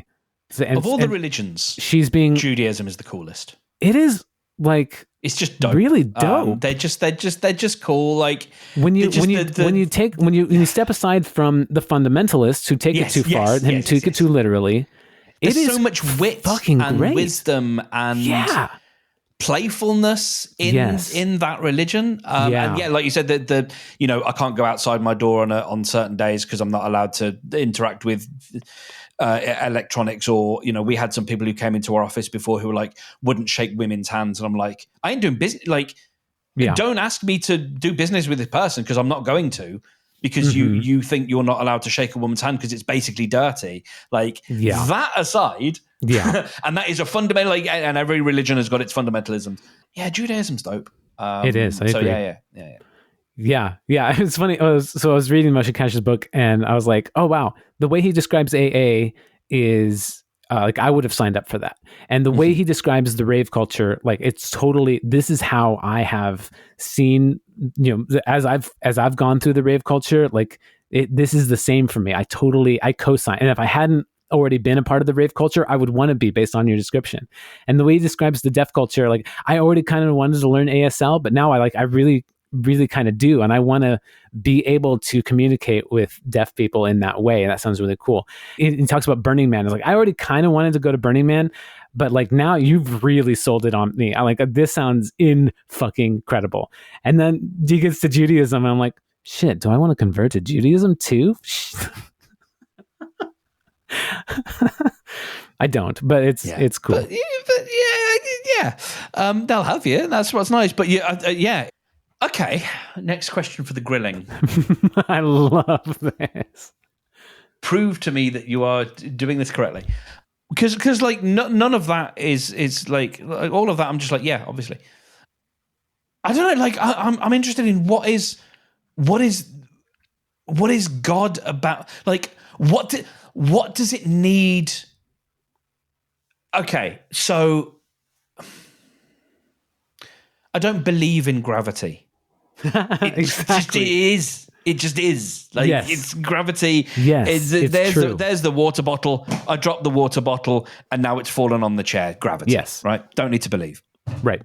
Maybe maybe this isn't the right way to phrase it, but like, what is the stakes of not believing, or like, what is this? Where is the friction? Yeah. You know where I'm trying to go here. So I think I know where you're going. Talk to me. Help me through this. Okay. Because everything, I'm just like, yeah, no, that's great. That's gravity. Like this what question requires belief? That's my question. What is it that requires belief? There you go. There's been discussion from you and some of my friends here locally, and Margaret, and even people in my men's group about me starting a cult. And this feels like, as someone who thinks I'm trying to tread it lightly, of like, I do not want to. I am not going to. But this answer is like leading me towards this is the beginning of where it starts, kind of thing. What is required for belief? What are the stakes? Long story short, there are no stakes. Long story long. The stakes are your own individual sense of place and purpose and understanding and enjoyment of life. There is no heaven and hell of a place to go. There's no destination of heaven and hell. There's no afterlife in that regard. You don't just die and become and be transported to some place where you either are burned for eternity or tortured by harp music. Like, there's neither one of those sounds great. Heaven and hell are now. Hell is other people. They're what you choose to live in now. You can have a closed mind. You can be a bad person to your neighbors and the people around you. You can be outcast by your own choices and You can other yourself and others around you. You can be isolated. You can live in a tortured mind, not processing your traumas, not living up to your full potential, feeling like a failure. Like, this is hell. This is torture. Or you can have acceptance and find your own understanding and peace and live a life where you're happy. It's the stakes are happiness. The stakes are presence and enjoying that presence or being terrified by it. Amen, brother. As I alluded to before with the Elena Brower meditation, music is how I entered. Music was one of the paths for me to find this peace and this belief. I mean, music has always been really super important to me. And man, I've been thinking about music and how it relates to people, especially who are deaf, who can't, like, they can feel vibrations physically in their body, but they don't have the same experience with music. And I don't at all, but I also do kind of wish I could experience that temporarily, universe. Like, I don't want to become deaf. I'm fascinated I can speak to by that experience. Go for it. Because I don't have much of a sense of smell at all. Oh, interesting. I didn't know that was also missing. Yeah. And people talk about how evocative smell is to memory. Yeah. And like, it's not something that really exists for me. I don't suddenly catch a whiff of something and go, oh yeah, that takes me back to 1985, like, sure, or smell a particular thing. Like, it isn't hooked up. So is it just not there completely, or like, did you have it and then it faded away? Or? No, I've pretty much, and it's one of those things when you go through life. Smell is the oddest sense, I think, in many ways, because it's like the stakes of not smelling one or two very specific things can be fatal, but for everything else, it doesn't really matter. Yeah. All that much. I mean, I'm speaking as someone who's not that much of a sense of, like, I do my best to be a human in the world and make sure that I'm hygienic. I try not to smell. Yes, that's great for other people. But I discovered, or I not discovered, but like, I surmised, funnily enough, on a mobility, in one of my mobility training sessions as a kid at an early age, I was like, I don't think I smell in the same way that other people do. Mm-hmm. And I tried to have this, I tried to kind of broach it, and it never really kind of got anywhere. And like, for years, and it's actually been a kind of minor bone of contention, actually, for many years. That, like, I brought it up as a kid, and it was kind of just, shush, whatever, don't be silly. Of course you can smell. Like, sure. It was almost to the degree of like, Mark, you already have a thing. We haven't got room for you to have another thing. Stop hogging all the things, right? You've got your thing. Your thing is, you can't see. You can't have another thing, so don't overtake your share. And that's at least that's how the message was received. For sure. And so I was like, okay, well, obviously, whatever. And when I say bone of contention, I don't often, like, I'm still a boy child in some regards, and so, like, it takes a lot for me to actually, like, have a pop at, like, my parents.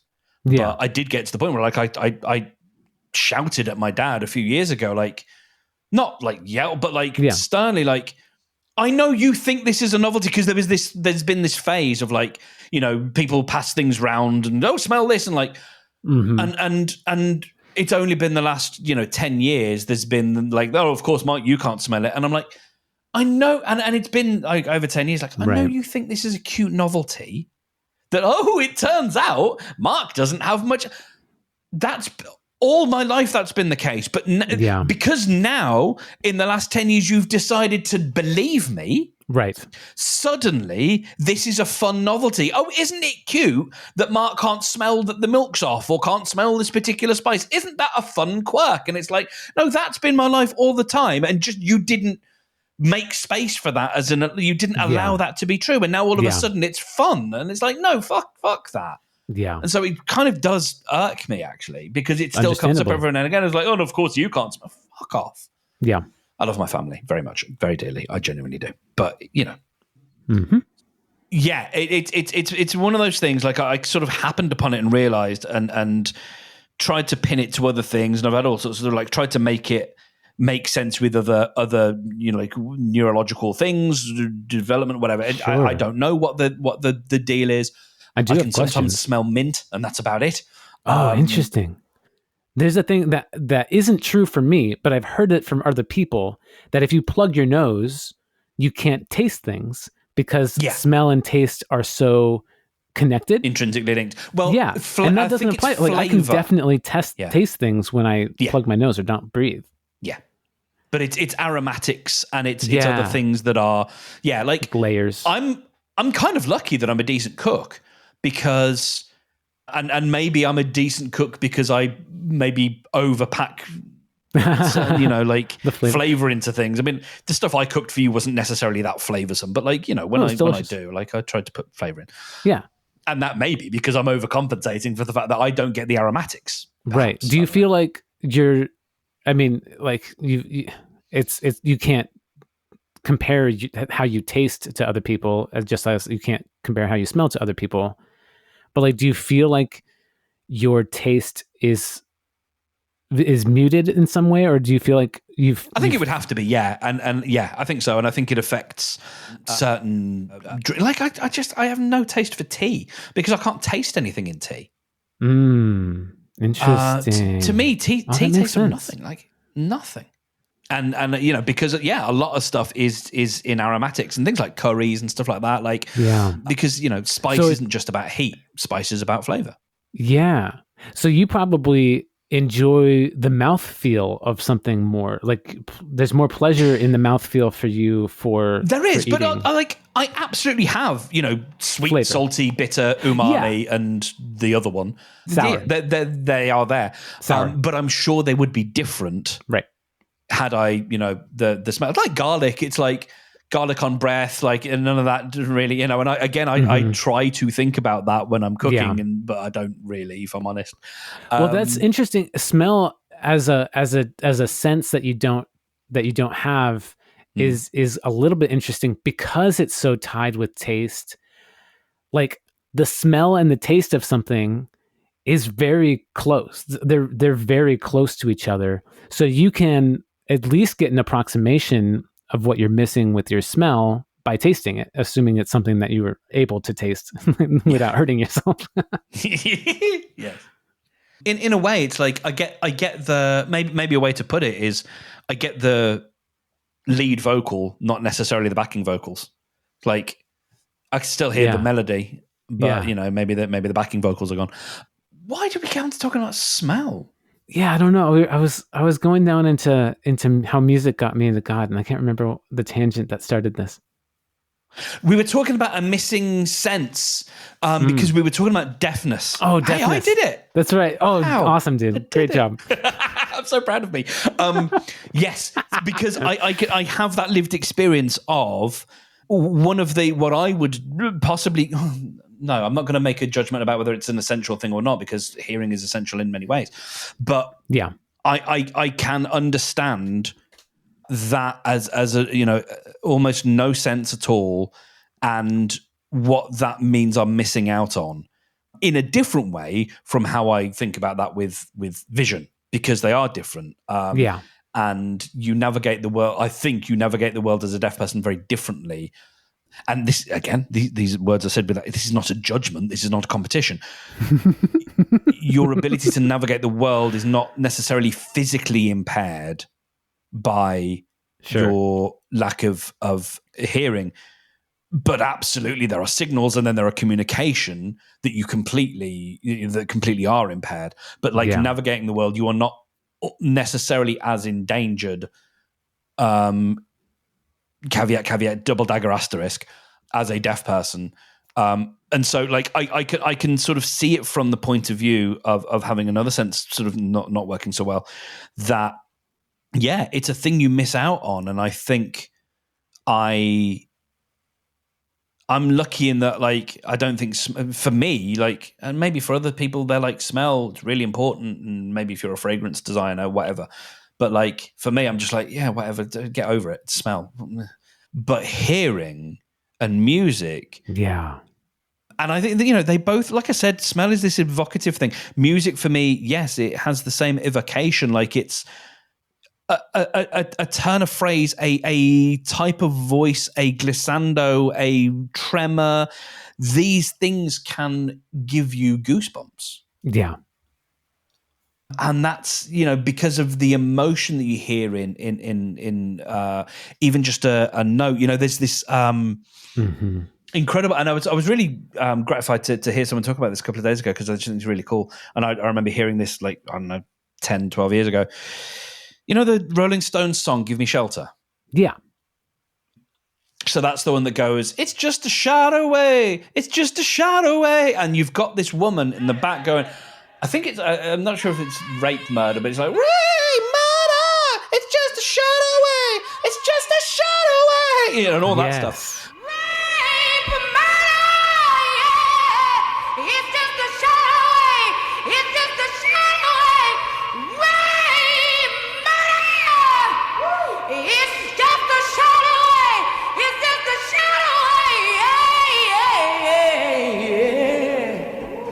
And her voice cracks. And yeah. What is incredible is there's an ISO that you can get, so you can hear an isolated vocal of just her singing that, and where her voice cracks and breaks in these high notes is, oh God, I've got goosebumps now. Yeah, me too. It's incredible. It's just this wonderful instrument, and you actually hear Jagger at one point go, "Woo!" Like you hear it on the track because he's hearing and he's reacting to her voice cracking as "Shadow Away," and it's you know, it's those things that are. So a few weeks ago we were talking about like Fry and Laurie, and you got into Fry and Laurie, and I sent you the video about language. It's the it's the dew on a blade of grass. It's the like it absolutely is those things. That's that's kind of the stuff of life, and the stuff of like hearing is it's the first bit of downy fluff on a baby's bottom. It's, you know, it's the curve of an upturned thigh. It's the willow one, you know, it's all those things, the soft yielding touch of a, you know, whatever. Those are the little morsels of life, the little just like, that didn't have to be in there. What a lovely little bonus that we get to hear this woman's voice do this thing. Those things are, they're not a reason to be alive, but man, they're a good upgrade. They're a good, that's a feature that they didn't have to include. Isn't that nice that they included that feature in life, that we get to enjoy that? Yes. Thanks, God. Yeah. So it's similar to that. I happened to get divorced, and I happened to start dating, and I happened to meet somebody who introduced me to a record label that I don't think I ever would have found otherwise, that happened to move me in a way with every track, the way you're describing with that vocal. And not every track, but a lot of them. And it happened to be tied with this community of people that all feel the same way. And when they get together in the crowd, it becomes a new organism that is loving and present and joyful. And it's so beautiful. It makes me want to cry. Like right now, thinking about it, being at the Gorge, experiencing the Above and Beyond Group Therapy Weekender with all of these people who were there for the same reason, to be there with the music, to feel the vibrations coursing through them on the best sound system in the world, with this music that is meant with the purpose and the drive for love and harmony and connection And then, they come out with this album Flow State to put you in this mindset of just going with your own rhythm and being present. And they put this meditation on there that's just like, it feels so right and makes you question things and brings perspective. And it was just, it just clicked to me one day. I was doing dishes and listening to this. And I was just like, this is my religion. Like going to the gorge and being there with these people, doing this yoga with them, dancing until I want to fall over. This is my Mecca. Going to the club and listening to the music, that's my church. Oh, I fucking love this. Music is my religion. And it just really clicked. But not just music. And I think that's what's interesting, because that could be perhaps a little trite and a little easy to throw away as a line. Yeah. But the way you've described it there, and listener, I was doing the beatnik thing of clicking my fingers as I was hearing Brendan describe that, because I loved it so much. And yeah, that, and I love the mundanity of being at the kitchen sink and realizing that, because that's what life is made of, is these moments.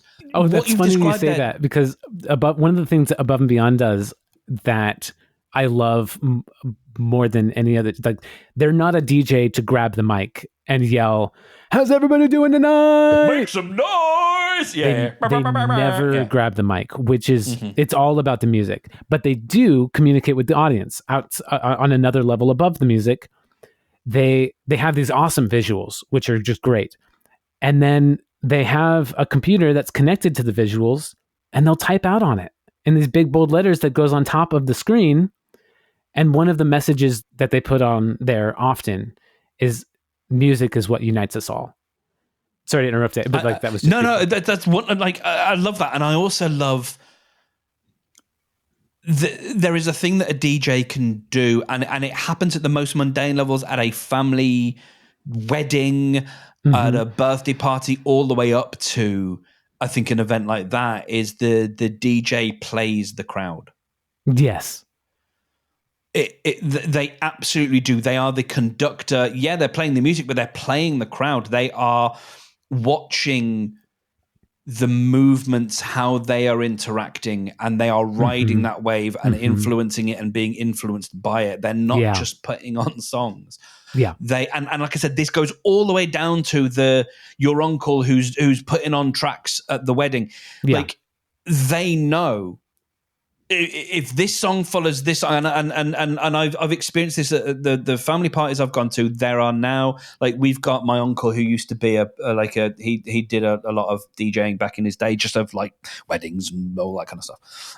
And he retired, and then he comes out of retirement every now and again, and he'll do a family party. And he got into the groove at some point, and I think it was 15 years ago, where he knew how to play the night. And the night, it can start off with, here's the popular tunes of the day that the kids like, and then the lights go up, we have some food, the buffet's open, we do the thing. These are all kind of big British family party cliches to a degree. Someone says thank you for coming, the lights go down, then it'll be something like Kool and the Gang. You'll do some 70s, you'll do some 80s, you'll go between a few different things, and then there's a way that you end with knowing what's going to be received. Like, there's these inflection points where, and I talked about this when I did a list envy about songs that drag us to the dance floor. There are these certain inflection point songs where you go, right, the game done changed. We're now into this mode now. This is the temperature. This is the tempo of the night, and it might be like, okay, we're going to do some 80s ska revival for a few tracks, and now we're slowing it down and we're getting into some 60s and 70s reggae, and there's these specific tracks, and now it's gone Irish music, and now we're into the fields of Athenry, and everybody's up and everybody's got their fists in the air, and they're all going, low lie the fields of Athenry, and like everyone's doing it. And it's just, the DJ is absolutely playing the and Yes.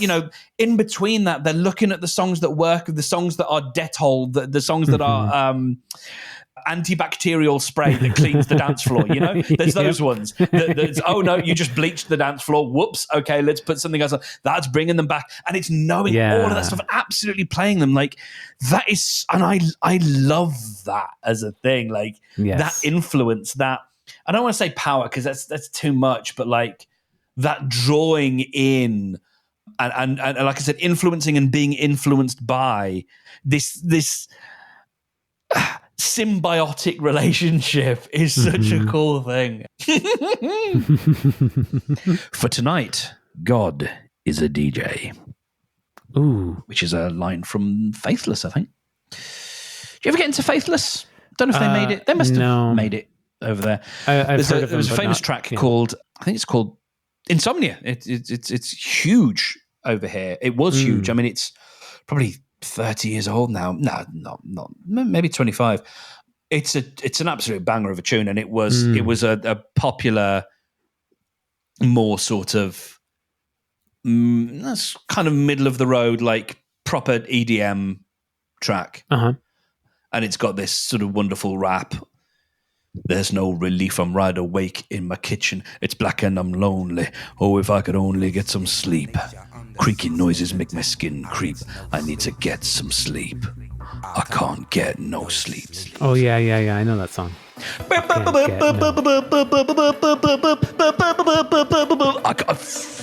It's so good. Yeah. And that's there was a follow-up track which is the same guy, and it's Faithless, and there's and for tonight, God is a DJ. There's some good stuff. I was at one of the last sessions I did at the gym. I put as I think there might be a duo called Pendulum who do a sort of, it's not quite, it was a couple of years before dubstep was a thing, so it's not quite as dubstep. That's a whole genre. Like I remember hearing that at the time and going, I can hear the 2009 in this. Like I can hear how this is not going to. There's something about this genre. Like I can hear how short term this genre is. I can't tell you why, but like I'm just like this ain't going to be here in a year or two's time. But this sort of Pendulum kind of predated. There's a bit of drum and bass and a bit of a few other things, and they've got a phenomenal track that is like a roller coaster. Like it goes up in this incredible way.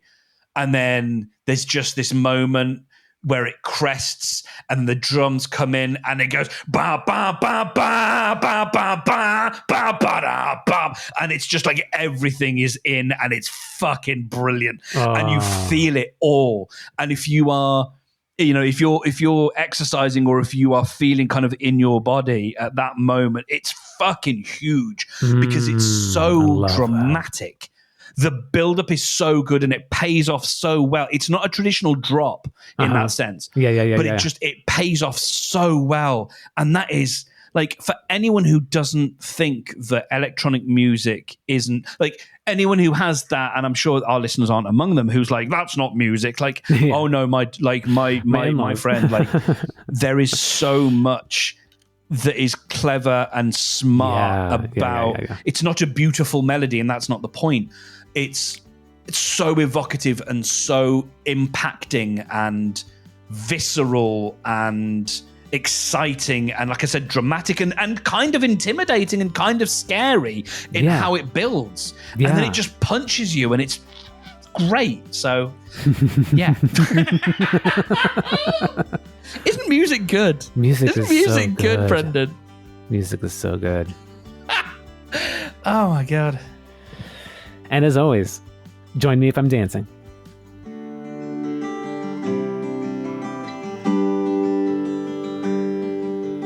Oh, that was a good conversation. That was so good, dude. Oh, I loved every minute of that. I'm like looking at the clock and I'm thinking, like, how am I going to, truncate this down? Like, I don't want to. This is going to be a long episode. That's just how it's going to be. Yeah. So I didn't start a podcast this week. Hey, wow. Yeah. Did start a blog, though. You did start. Tell me about your blog, Mark. Only briefly. I had an idea in my head that and we've kind of touched on this before.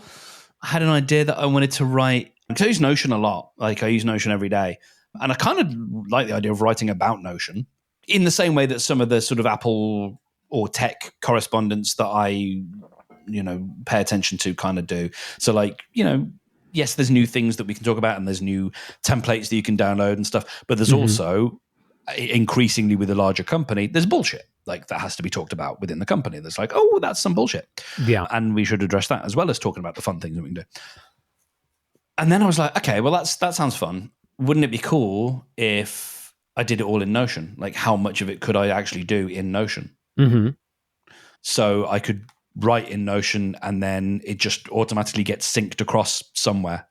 And so I did that. Nice. And I did that this week. Notion is now your CMS for a new blog? Yeah. Wow. Yeah. And even the store of the email addresses of people who sign up for the... So, because the way I decided to do it was I'm just going to publish to the blog whenever I feel like it, which is something that I think I quite like the idea of, maybe having a few blogs and publishing to the ones that make sense for that idea, because I think that's what stymied me for a while. Is like, sometimes there's just stuff I want to talk about, but I don't like, it doesn't belong here, it doesn't belong here, like, where do I put it? And actually the idea of just having a few different places where that can go, I think is kind of cool. So where is it? Can just Is it like hosted on like WordPress or something, or like? No, it's custom written Python that takes the stuff from Notion and makes it into web pages, basically.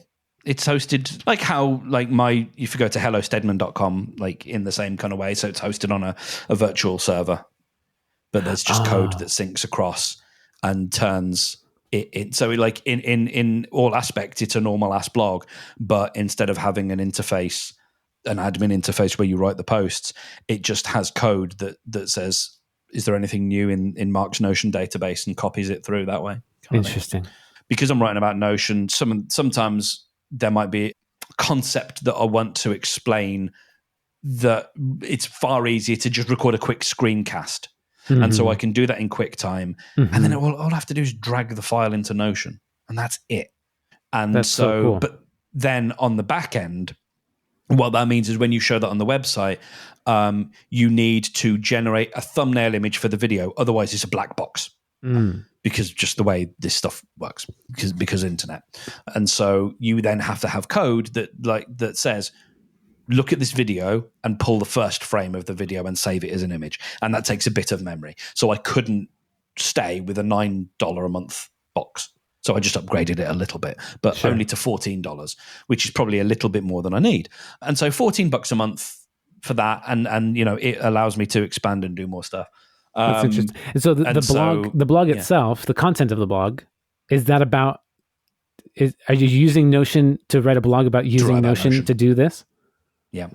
So it's a meta blog about what you're doing? It's a meta. Yeah, it's very much. And I have written the meta post about how I've built the website, and I'm using Notion's AI to write the summary, like the sort of subtitle, if you like, of each post. Yeah. And so, in this case, I got Notion to criticize Notion because one of the last pieces was about one of these little like paper cut erosions to trust. It's like, doesn't affect me in the slightest, but like, just be aware that there's this little thing. And then because I've written the thing and I've then said to Notion AI, just summarize that in a sentence. Notion is now criticizing Notion. So that's quite lovely. Amazing. The reason I said I haven't started a podcast is I did think about recording it as doing something podcast related, but I'm also, inability to work hands-free notwithstanding, I did think about, I think you were there for, what I did a few years ago where I had the funky little idea of like, because the email newsletter has the same idea as what I did with Podcode, the Podcode briefing, where if you want to, you can say, I don't want to read about this. So like, if you don't care about the internals of what Notion's doing as a company, you can opt out of receiving that stuff. Yeah. With this, I was like, okay, I could do this sort of a similar thing to what I did with the old Podcode podcast, where I record all of the articles just sat here and I just read aloud what was on the screen, and I hit save, and that could be an audio file that is stored in Notion. And then you can then combine all of those into a single MP3 that could then be a podcast feed. So yeah, for sure. But I haven't got that far because. But so that's that. Okay, so we got a job to do. Yes, we do. We have a task at hand. I think we should go religious. I think so. I was hoping that we would. Yeah. So the prompt is: I want us both to write a hymn. That's actually already where I was kind of going with. So that's perfectly fitting for me. And that hymn can be to whatever you want it to be. I'm going to make a commitment now that I'm going to not make it about something silly. Yeah, like I could do a hymn. I could do a hymn to pizza. Like no, sure. I'd like to do something a bit more earnest. Same. There's a great song by Frank Turner called, I can't remember if it's called "There Never Was No God," but that's the refrain of the chorus, and it's great. It's this big sort of fun, like happy clappy kind of song, but it's all about there is no God. So clap your hands together. There is no God. No heaven and no hell. There is no God. We're all in this together. There is no God. So ring that victory bell. It's great. Such a great song. Yeah, and so I kind of want to do something in that vein that's like celebratory. But yeah, like hymn, it's a hymn, but to whatever you would like to hymnalize. Kitty. And there's a cat that just appeared in view, listener. Kitty.